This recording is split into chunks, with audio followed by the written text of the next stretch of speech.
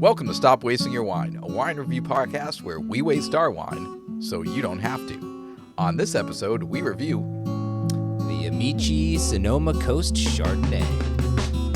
All right, excellent. My name is Aaron, and I am joined by Joel and Colin. And this is the Stop Wasting Your Wine podcast, a wine review podcast. We're so excited to have you all here reviewing a wine. We covered a lot of that in the very beginning. No, I just want to really make sure people understand that we're here to review a wine. Good. There's no question now. Everybody's on the same page, which is good. I'm excited about this wine. You know, we have not done, Colin and I were trying to figure this out.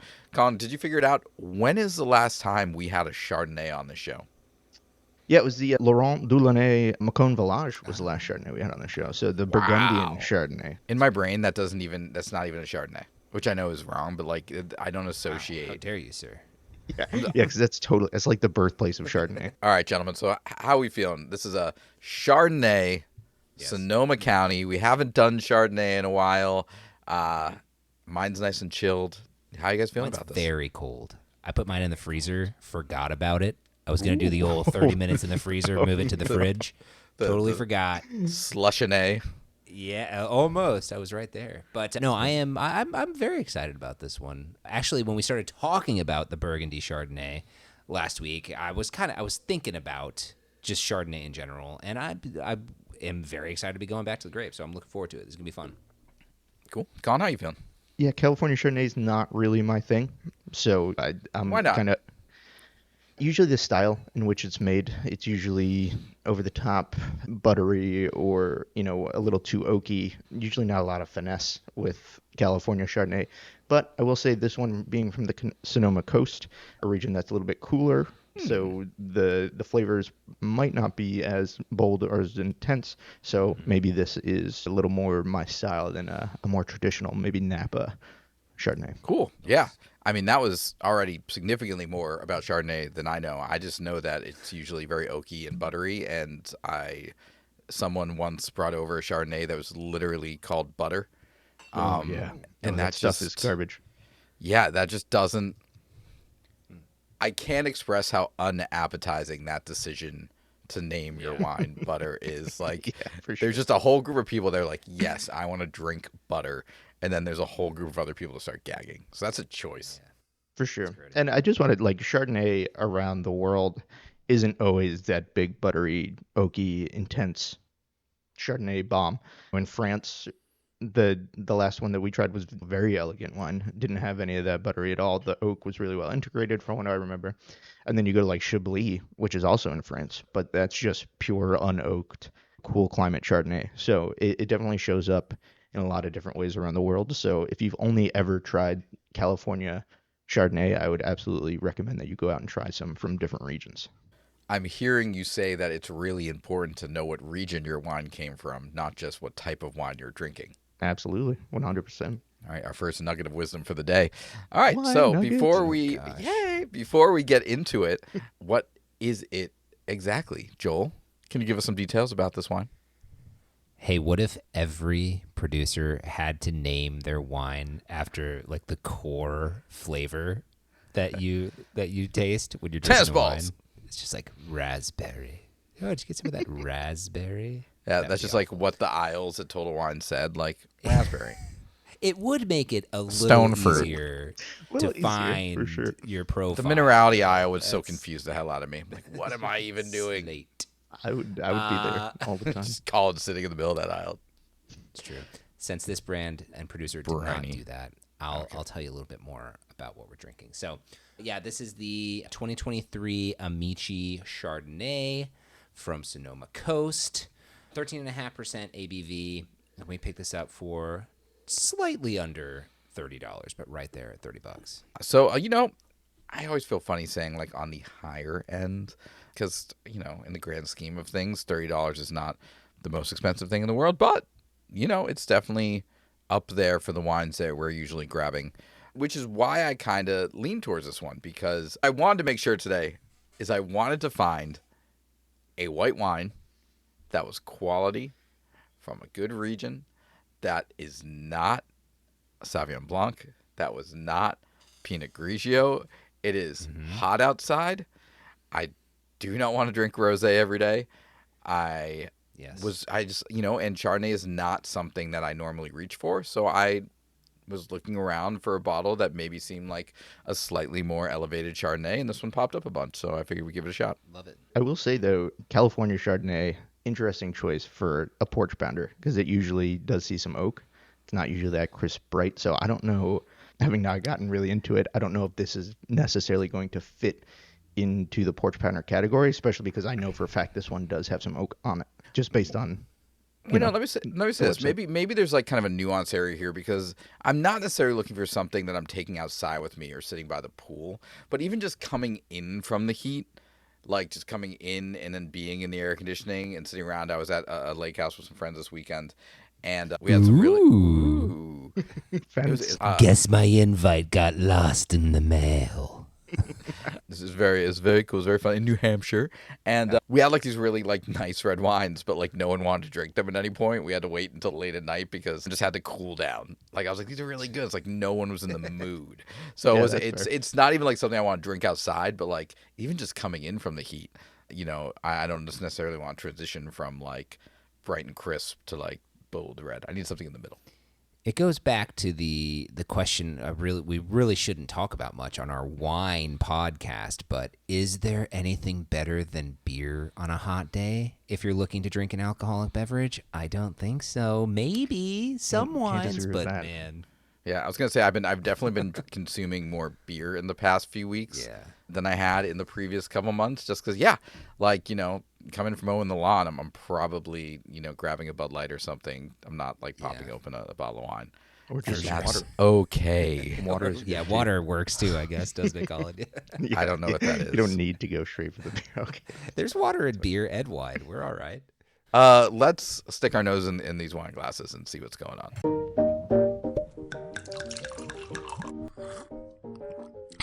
Tastes like wine. What are you getting on the nose, Joel? Well, I'll tell you, I was expecting to get a lot of that, oakiness, and I'm not. I will say that. I might disagree. More. Okay. Well, I'm getting more fruit. Little citrusiness on there, but definitely like a fruity. I can't put my finger on it. Maybe like a little pear, something like that. Yeah, that's kind of where I'm at right now. Colin, this might be a stupid question, so I apologize ahead of time. This is when you say there are no stupid questions, Aaron. There are no stupid questions, Aaron. Thanks, Colin. But I be appreciate your careful. support as I'm learning. Do you experience oak differently in white wines than you do in like bold red wines? I mean, it really all depends upon the wine. Really, I mean, it depends upon the oak that they use, how much oak is in there, the toast on the oak. So, I mean, from a taste standpoint, it should all taste about the same, but no two wines are going to see the same oak profile. So, from that standpoint, yeah, they'd be a little bit different. Okay. I have to say, when I suck my nose in here, I feel like on the reds, I can get like that big oakiness right away, but I kind of get what Joel's saying. Like, it's not the first thing I pick up, but I'm sure it's in there. And I was just kind of wondering if it's maybe presenting a little bit differently, if the wine's a little brighter. Like, what are you looking for when you're trying to parse out all these different smells? Yeah, well, it's definitely not big oak. It's not like Lee's wine where the oak influence just absolutely smashed you over the face, right? It's definitely not that. I got a chunk of oat in my throat when I took a sip of that. That sounds awful. Wine nuggets. Anyway, so for this wine in particular comes across more of like the cedar note than it does really the warm baking spices or the vanilla. You can almost, for me anyway, you can almost smell the barrel more so than anything else. But it's not that intense, honestly. It's really not. Okay. There's not that much to it, but it's more on the back end. I like what you just said right there, where it's like, to me, if I'm thinking about the smell of wood, sure, I'm with you there. What I'm not, though, like no baking spice, no smoky, none of that. Okay. But when you say the roundabout getting to. Yeah. Almost more like a sauna. Like, you ever go into like a sauna and you smell that wood, you're like sauna that. time. Sure. I'm at the lake house. You're at the Yeah, sauna. like a little sauna Man, time. we are just elevating ourselves this episode. Good for us. Yeah, no, I totally agree with what you're saying there, Joel. It's definitely not like the big bold baking spices and the intense vanilla. It's very reserved, a little bit of wood. Although I do get a tad bit of vanilla. It's definitely not one of the bigger flavors. I think, Joel, a lot of what you said about the citrus, and I like pear, I think was a great call. Would you guys say a little bit like a little melony at all? Get a little melon? Yeah, I don't dislike I don't that hate at that all. not one bit. Yeah, no, for sure. I'm in. So it's definitely, a little brighter. Like, I feel like it's a little bit like tropical fruity more to me than the, citrus heavy, apple heavy whites that we have. Yeah, don't hate that either. Look at that. I have answers that Colin doesn't hate. It means I'm moving in the right direction. Let's take a sip. That's high praise. That's high praise. All right, Colin. What are you getting on that illustrious palate of yours? You definitely get more oak on the palate. It really shows up, in my opinion. And again, it's more that cedary note than it is any of those baking spices. But then I think you get quite a bit of lemon in there, a lot of citrus. I don't know what else. What else are you guys picking up? From a structure standpoint, I think this is a really well balanced wine. I'm really liking the acidity on there. Is it the oakiness that's kind of giving the? I know it's not tannic, but it almost has that little bit of the grippiness maybe from the oak. Creates like a little bit of a tannin feeling to it. It's. Would you say it's like medium body, medium?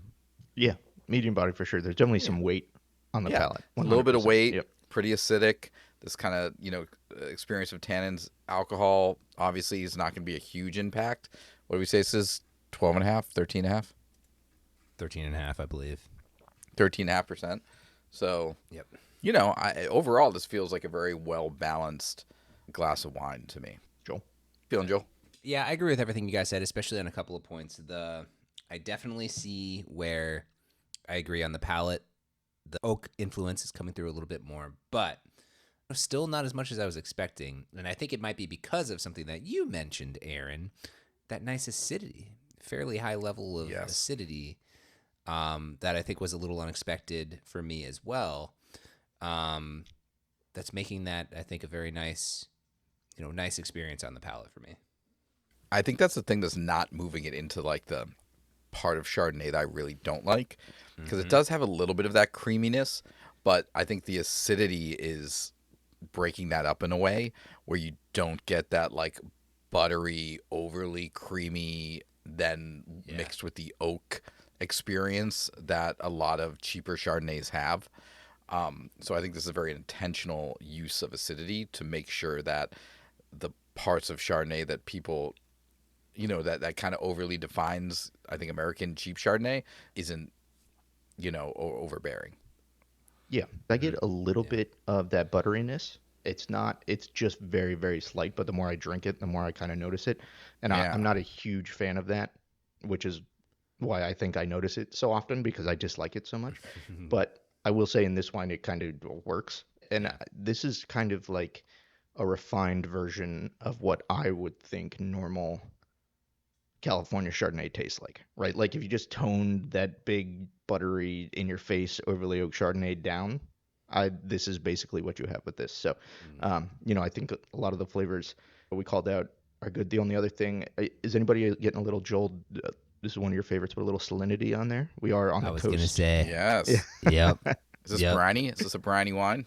I was absolutely going to say that. Yep. And I think it's making the citrusiness, pop a little bit for me as well. Sure.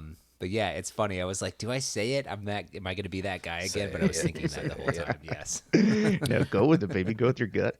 Can I toss out one more thing that I think demonstrating the fact that we've been doing the show for 2 years. Oh my God. This is our 2 years. Whoa. Is this officially episode 104? Happy anniversary, guys. I think so. Oh, wow. Look at us go. Yeah.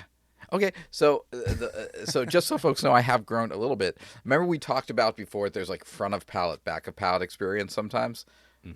There's, I think this is a wine that when you first take a sip, on like the front of the tongue, you kind of get that creamy butteriness, and as soon as it moves to the back, the acidity kind of takes over and really controls like the finish of the sip. which to me is the big difference between this glass and some other Chardonnays I've absolutely hated, is just that linger at the end is more about the acidity and more of the mellow flavors than the buttery, creamy aspect of Chardonnay. Yeah, I like that. It's a good call. It's not even a not hate. It was a like. I'm moving Yeah, up the no. spectrum of Colin's heart. No, you're right. It is very much that way. And then I will say the finish though, the oak really comes through on the finish for me. Like that's really where I pick it up. That's kind of, although it is like you said, more acid driven on the end. I totally agree with that. But the last flavor you get there, for me anyway, is that oak influence. Cool. All right. Any final thoughts before we let this sit for a little bit and we learn a little bit? Go into our learning segment that is painfully going to be called Wine Nuggets until one of you give us something else. Yes, please, somebody. No, let's do it. You want those wine nuggets? You want those nuggies? Well, now I don't. You don't have to make it weird, Aaron. I kind of did for a second, but now I just not- want to sit here in silence. Do you not call nuggets nuggies in your house now? Sure, None of you 100%. chillins? 100%. Okay, just checking. Yeah. Let's get those wine nuggies. Oh, God. Hey! What's that in my wine? Wow! It's a wine nugget. How educational. So today, we're going to be talking about the Sonoma Coast AVA and the Chardonnay that comes from there. So, Colin, why don't you kick us off? What's the first thing we're thinking about today? Yeah, so I mentioned this is a little bit cooler of a region. So, Joel, can you let us know what natural elements help shape that coolness and the flavors of Sonoma Coast Chardonnay? Yeah, I can. Can I brag for a second too? My wife and I actually have Anytime. been to Sonoma Coast. Spent a couple of days in beautiful Bodega Bay, like at the south of the Sonoma Coast. I mean, if you didn't know you were in America, you'd think that you were on the cliffs of Ireland. It's insane. Wow. Yeah, it's beautiful. And, I think one of the major aspects there is just, of course, it's California, just north of San Francisco. So it's that cool fog. And as we talked about before, what that'll do is slow down the ripening, and it kind of gives the grapes the time to build up that acidity and kind of build up those flavors that we would expect in this kind of a thing. Follow-up question. We've learned about this a little bit before, but usually more acidity in cooler climates equals Less sugar. Less sugar in the that's product. right. In the So you grape. get a lot of Yeah. those brighter flavors, and it's going to be a little bit different than, say, a Napa version. Exactly. Yeah, and I mean, you wouldn't imagine it's when you look at the map, it's close in region, but extremely different in environment, I guess. So Terroir. Aaron, terroir. Yes, Aaron. What are the ways that a Sonoma Coast Chardonnay might compare to a Napa version? Sure. And I think today's wine is actually a really good example of this. It's a lot leaner. It's a lot crisper. It has a little more zip. Then again, some of those like buttery wines that we've talked about before, the oak is there, but not as prevalent. And it's just like more citrus and more minerality overall. And so again, so if you're listening to this and you're thinking like, man, I don't like the super buttery oaky Chardonnays, this is kind of one of those moments where the region really matters, because you can, move up to Sonoma Coast and know that the style of Chardonnay and the way Chardonnay turns out there is actually very, very different. And so with that being said, when you are assessing a Chardonnay from the Sonoma Coast, Colin, what are some of the flavors that you would be looking for? Yeah, for sure. I think we've called out quite a few of these also. And so, this might be a really good example of what Sonoma Coast Chardonnay brings to the table. But you're looking for things like green apple, lemon, some white peach, which I don't think we called out. That's interesting. And, I almost said peach, but I wouldn't have said white peach. Well, hey, listen, next time, if you feel it, Aaron, just call it out, right? Trust your gut. You're right. Trust the I gut. got a song in my heart. I got to let it out. That's right. You're right. Sorry to interrupt. Continue. That's right. No, no, that was great. And then, we are right on the coast, so you can definitely expect some of that salinity in there, as we saw in this one. You can age some of these. So as Chardonnay ages, you could get some more hazelnut flavors, and then you might find some minerality in here as well. So this is a style of Chardonnay that you might lay down. Yeah, oh, for sure you can, especially because of the cooler climate and the acidity. Acidity is one of those aspects of structure that is needed for aging wine. So these higher acid Chardonnays you can definitely lay down for, 5, maybe 10 years. That's just very cool. Like, I feel like I need to make a list in my head of just like, or, an actual list on the wall of like the wines that I have in my possession that I can lay down for a little bit and the ones I should drink immediately. So all of those flavors, in my mind, tend to lean towards a certain group of food that I would enjoy this wine with. But Joel, what would you recommend as the perfect match for this Sonoma Coast Chardonnay? It's the coast, baby. You got to be getting that seafood. Yeah, that's yeah, I want a buddy. big thing of crab. I want a big thing of crab, maybe a little clam chowder situation here. Ooh, yeah. Right. I'm in 100%. Yeah. Thank Oysters you. would But this would it's be great pronounced with that chowder. saltiness. I would say that too. No, it's not. It's pronounced chowder. Yeah, actually, you know what it is. You're right.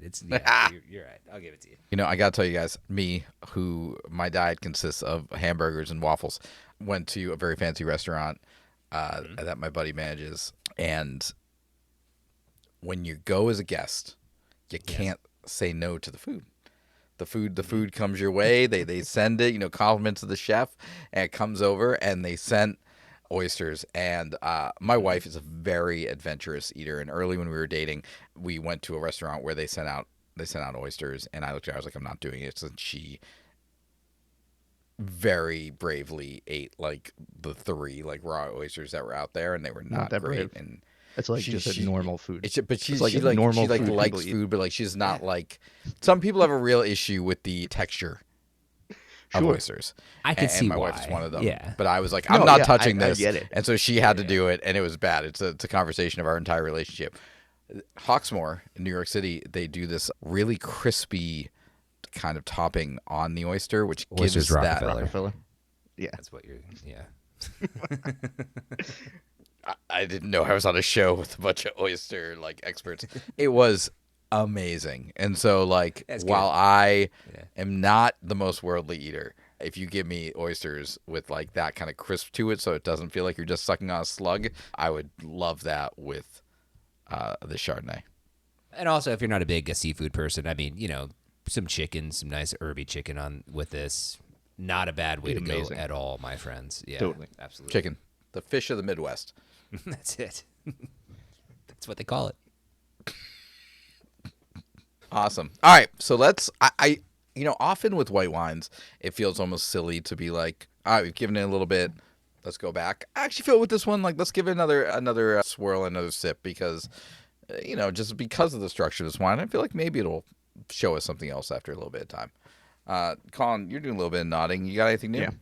Yeah, I just think, baby. especially from the point that I opened this, the oak has really backed off. When I first opened this, I was like, oh man, this is oaky. But it's all kind of after some time out of the bottle, really integrated with everything else. So it's not as intense as I originally picked up.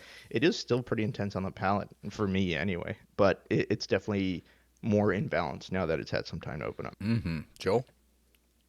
I actually think it's a little more buttery, and it's probably just because it's warmed up a little bit. But and I'm not that I don't dislike it. It's showing up a little bit more for me. But I think everything we said before too, it's still with that really nice citrusy, acidity cutting in at the end. Yeah. And I think probably along the same lines as what you were saying, Joel, I think some of those warmer flavors, the vanilla, the hazelnut, those kind of things are kind of coming a little bit more forefront as it warms up a little. But, as some white wines warm up and become less appealing, this just is becoming a different wine to me, but not necessarily in a negative way. So far, my experience, chilled, this has a lot of interesting factors to it. And then sitting out for another 20, 30 minutes, still a pretty interesting wine. And oak Chardonnay, you can actually serve a little warmer than, your unoaked Chardonnays or some of your Sauvignon Blancs or something like that. So it might actually be better a little bit warmer. And this is Joel bringing his right out of his freezer. I was going to say, mine has really kind of gone from glacial to chilled. So, yeah, that's where I'm at right now. So you're right where you should be at this point. Yes, I think so. All right, well, fantastic. We've learned a little bit about the region. We've swirled it around. We've sipped it. We've thought about it. We've assessed it. we have reviewed this wine almost. What else have we done to it? I don't Yeah, wanna talk it's about funny. that That's on the air. one thing we haven't done to it is review it. We should review the wine, as we are Yeah, a let's do it. wine review podcast. Oh, that's right. Okay. Yeah, but did they like it? It's time for the review. All right. As this was my wine, I get the dubious honor of going last, which also makes the most sense as the most expert and thoughtful wine assessor on the show. So, with that thought in mind, Colin, why don't you go first as the newbie? Sure. No, I will say still probably not a California Chardonnay guy, but this is a really good version of California Chardonnay. So for me, this goes squarely in the must-share category. I think it's a well-made wine. I think the winemaker had a very intentional use of oak, which is really nice. It's not just oaky to be oaky. I think they went for a flavor profile here. I think all the flavors are really nice. It's nicely balanced. So while maybe not my style of wine, I think this is really well-made wine. And, if somebody was into this style, or even maybe not into this style, but wanted to try something that might surprise them, this would be a wine that I would absolutely recommend because it's not your stereotypical giant buttery oaky Chardonnay. It's a really well-refined version of that. So a must-share for me. Wonderful. Joel? Guys, I'm kind of torn on this one. I'm not going to lie to you because here's where my brain's at. I have enjoyed this much more than most of my casual sippers.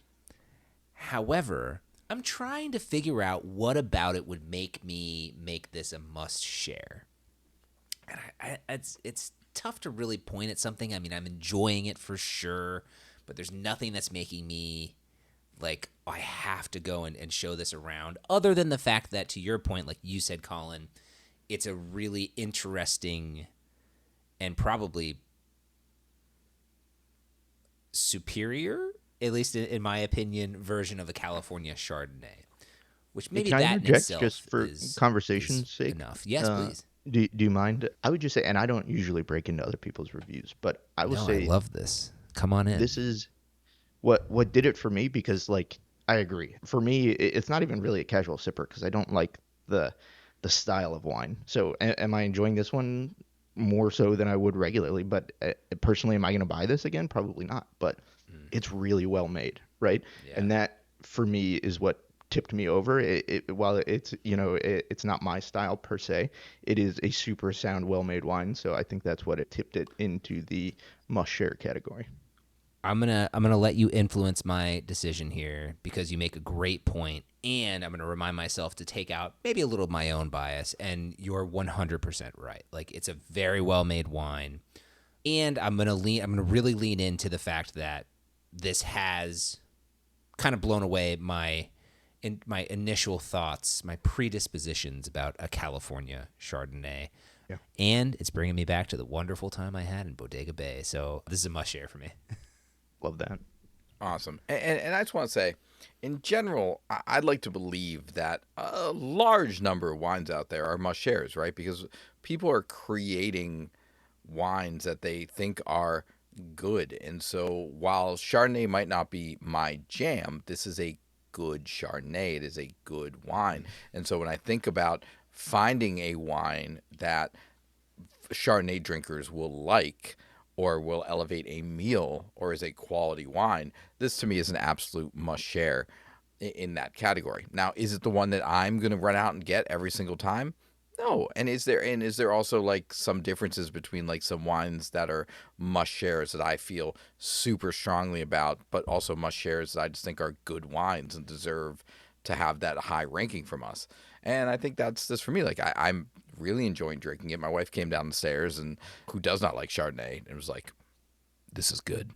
So, Nice. yeah. So it's like, I think we can all kind of agree it's a quality wine, really nice balance, really well made, really strong structure, really nice flavors, not over oaked, not over buttery. And maybe the only ding in my mind is that $30. Like, I don't know how often I'm going to spend $30 on a Chardonnay, just because that's not my favorite style of wine. But if you're a Chardonnay drinker, this is probably a great bottle for you to grab. Yeah. So much. $30, I think, for this style and what you're getting out of it, I think $30 is kind of right where I'd pay for it. Honestly, Makes sense, right? Yeah, it makes sense to me. I was going to say, especially if you're a old world Chardonnay drinker, this might be a really interesting thing to check out. Yeah. Yeah, for sure. 100%. Totally. So no debate here. Must share. Solid bottle of wine. $30. Not a waste of your wine on any level. If you're looking for a white wine that's a little bit different than just grabbing the Pinot Grigios and the Sauvignon Blancs off the shelf, or you're a Chardonnay drinker and you want to try something, this is a great grab. Highly recommend. No one's wine fridge wants it. No, I think the wine fridge will stay locked today. Yeah. I mean, the wine fridge is deeply personal, and as I've said, this is not my style of wine, so it ain't even sniffing the wine fridge. Yeah, that not totally fair. Like California Chardonnay is probably never gonna touch any of our wine fridges, and that's not personal. Yeah. It's business. I don't know. All right, so before we let y'all go, let's play a game. All right, y'all. So we're coming at you with my absolute favorite game. This is Spellmeliere, the game where we not only have to know difficult wine words, we have to spell them and define them. This is my favorite game because I'm the person who reads the words, and I am bad at reading words, which makes it harder for Joel and Colin. So Joel and Colin, I have to tell you, out of the 5 words I have for you today, the first word is the easiest. So high stakes right now. Colin, I'm thinking of a number between 1 and 7. Colin, what number am I thinking of? 6. No, Joel. 4. Yes. Well done. All right. I don't even believe that. I Joel swear always gets it right. to whatever deity you believe in. That's 100%. Look, Joel is better at guessing, but Colin, based on statistics, you are better at spelling. So Whoa. That's What's not the even all-time remotely record? true. Like 4-2 right now? Maybe Like, 3-2? Colin's You're on a catching up. 2-game streak. I'm on a Colin's 2-game on streak, a back to back, baby. 2-game streak. So let's see. to But back. Joel, you have an early advantage because, like I said, the first word is the easiest word. And let's make sure it is a word that everyone should know. If you're getting into wine, it's snobby. Everyone loves it. Everyone hates it. Your first word is terroir. See, you set it up like it was going to be like super easy, and I still think It it's easy, but should what you be at this did point. is you set me up to where I'm going to overthink it and completely mess it up. But here we go. That's a good host. That's a good game show host right there, sir. Terroir. My God, terroir. Terroir, terroir. Good for you, man. Terroir, it's 1 point for you. Excellent. And for a second point, Joel, can you define terroir? Yes, it's the impact of all of the the ground Not selling it, and buddy. just the environment in which the grapes are growing that kind of flows through into the flavor profile of the wine at the end of the day. You want to give me some examples? Yeah, absolutely. Like perfect example, our coastal Chardonnay today you can tell that salinity, that wonderful the acidity from those stressed out grapes that makes you want to eat it And the with fog, some right? crab. The fog is a really good example of terroir. Wonderful. Yeah, everything unique to the environment, the soil, the climate, the weather conditions are beautiful. Excellent. So 2 points for Joel starting us off. And Colin, I apologize ahead of time. This one was a right field, but, we'll see. The word is coquimbo. No shot. The word is coquimbo. Coquimbo. That's your second one. Okay. And you, as the most wine knowledgeable person, you've probably heard this word before. I've never heard this word before. Oh, well, I that's tried, like, unfortunate one for time. you. So good luck. Coquimbo? I have no idea. Yes. Coquimbo. Coquimbo. That's correct. That's correct. He is the master speller on this show. All right. Whoa, that's not determined yet. I'm sorry. I apologize. I'm not trying to be biased, but well done, Colin. Any shot at impressed. what the hell that word means? It's a really small barrel. No. Joel, do you want to steal? And Yeah. I understand asking you this right now. It's just opening that really small barrel. But let's go. I was actually He going has to say no it's idea. a very large barrel. So thank you, ChatGPT. Not in Sonoma itself, but a very comparative geology to Sonoma, Coquimbo soils from Chile are similar to certain volcanic soil types in Sonoma AVAs like Bennett Valley. Okay, wow. Hey, look, I needed 5 words, and that's what came up. All right, not an insurmountable lead. Joel, you are winning 2-1. Joel, your word is ampelology. Could you say that one more time, please? I will try. Ampelography. What? Hold on. You're gonna have to try that one more time. Ampelography. Ampelography. A-M-P-L-E. No, Colin, you're up. Ampelography. A-M-P-E-L-L-O-G. No, Joel, you're up. Ampelography. A-M-P-L. Nope, Colin. Okay. A-M-P-I-L. Nope. Ampelography. A-M-P-E-L-O-G-R-A-P-H-Y. Ampelography. Correct. Oh, I put an extra L in You there. put the extra L in there. You were crushing it. All right, Joel, take a shot. What does ampelography mean? That is the study of That's a good start. the density of the grapes within certain areas of a wine growing region. No, I'm close enough to where you're thinking I about was No, you said like 3 words that were in the definition. My brain froze. Okay. No, Colin. I have no idea. The study of amples. Probably. It is the field of botany concerned with the identification and classification of grapevines. So it is the people who name, and come up with the different genus of grapevines. Cool. I see how I did not get that, so that's fair. It was off. You said density, That's a which really pretty threw it good off. But you guess, said though. grapes, and that's good. All right. Yeah. Joel's winning 3-1. Again, not an insurmountable lead, and this might be the moment. It's quite although, literally an insurmountable lead, isn't it? No, if I get this and the definition, I'm back. Yeah, this is it. All right. So, call ball. Okay, 3, 2. Okay, yeah. Got it. Your word, Colin, is malolactic. Oh, malolactic. It's a luck of the M- draw. A-L-O-L-A-C-T-I-C. Malolactic. That's correct. And what does the word malolactic mean?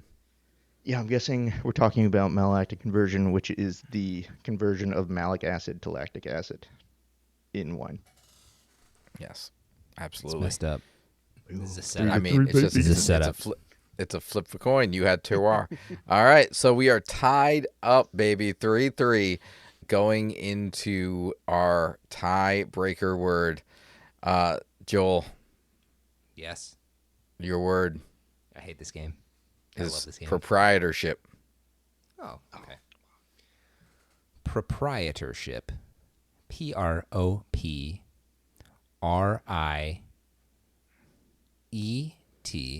P-R-O-P-R-I-E-T-E-R-S-H-I-P. Proprietorship. That's incorrect. Okay, proprietorship. P-R-O-P-R...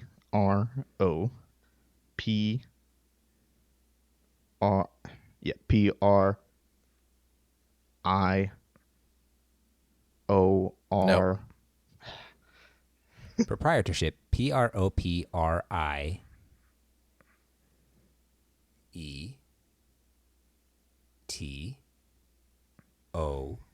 P-R-O-P-R-I-E-T-O-R-S-H-I-P. Proprietorship. That's correct. Proprietorship. Uh, And in the world of wine, Joel, what is the definition of proprietorship? Would that be the? I'm guessing, because I'm gonna try to say in the world of wine, I'm gonna say it's the provider of the grape. No. Okay. would it be the person that owns the winery? It's the person that owns the winery. It's the person that owns the winery. Well, you threw me off. You're like in the world of wine. In the world of wine. I just wanted My to say the word God. winery. We end that one on a tie then, because I Ends got in the the tie, definition. 4-4. Wait, how is that? Boom. Because I got We the definition. were tied, which sent us into the proprietorship. And then you both got 1 word at 1 point. You got the Oh, the 'cause you word. got to I got the answer- definition. Yeah. Well done. I mean, Colin, technically, your not losing streak lost. remains unbroken. That's right. So well done there, sir. The champ remains. Yeah, but you're not. But your winning streak breaks, but you're not losing. See, I was streak very remains. careful about my language Yeah, there, okay, Joel. all right, whatever. That's fair. All right. That's fair. Fantastic episode. Incredible stuff. We learned a bunch of new words. We experienced a great new wine. One more time, Colin, can you remind the listener what we drank today? Sure, this is the Amici 2023 Sonoma Coast Chardonnay. Wonderful, wonderful, wonderful. You can get this all over the place for about $30. And if you love this wine, you try this wine, you're like, oh my God, that was such a good recommendation. Joel, what could our listener do to continue interacting with this podcast? Your best bet, honestly, just hang out with us on Instagram, Stop Wasting Your Wine. Go to stopwastingyourwine.com to see everything we've reviewed. And listen, wherever you're listening to us, if you wouldn't mind giving us a rating and a review, we would really appreciate it. We would love that. We would love it so much. Review our show. 5 stars only, please. 5 stars only. If you didn't like the show, write us an angry email. But Ooh, don't That'll show review us the show. Yeah. Yeah. Whoa, we hate that. Just fuming. All right. Cheers at stopwastingyourwine.com. Yeah. That's where you Cheers, can- suckers. Send us an email. If you want to come on the show or you think there's a wine that we should review, hit us up. We love hearing from folks. All right, everyone. We will see you next week. And remember, stop wasting your wine. Bye, y'all. Bye.